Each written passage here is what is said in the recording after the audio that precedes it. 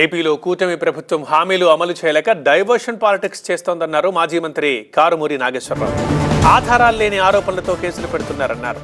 Liquor case 3,600 కోట్ల నుంచి 11 కోట్లకు వచ్చింది. కూటమి ప్రభుత్వం పరిపాలనని గాలి కొదిలేసింది.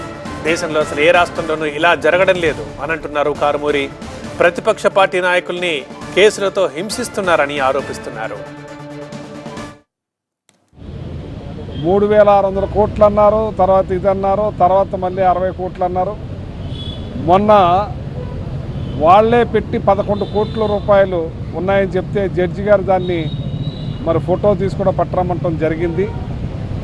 ఏ రకంగా హింసించాలి అని అసలు పరిపాలన గాలి కొదిలేసి ఏదైతే వాళ్ళు ఎలక్షన్ ముందు వాగ్దానాలు చేశారో అన్నిటినీ కూడా పక్కదోవ పట్టించటానికే ఇట్లాంటి కేసులన్నీ కూడా బనాయించి మరి డైవర్షన్ పాలిటిక్స్ చేసే కార్యక్రమం చేస్తున్నారు.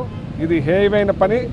భారతదేశ చరిత్రలో ఏ రాష్ట్రంలోనూ కూడా ఎన్నో ప్రతిపక్షాలు ఉన్నాయి, ఎన్నో స్వపక్షాలు ఉన్నాయి, ఎన్నో జరిగినాయి ఎలక్షన్స్. కానీ ఈ టైప్ ఆఫ్ పద్ధతి ఎక్కడ చూడలేదు. టోటల్గా రాష్ట్ర పరిపాలన గాలి కొదిలేశారు. ఒక రైతాంగాన్ని పట్టించుకోవటం లేదు, ఒక కార్మికుల్ని పట్టించుకోవటం లేదు, ప్రజలను పట్టించుకోవటం లేదు. అంతా కూడా డైవర్షన్ పాలిటిక్స్ తోటే చేస్తూ ఉన్నారు.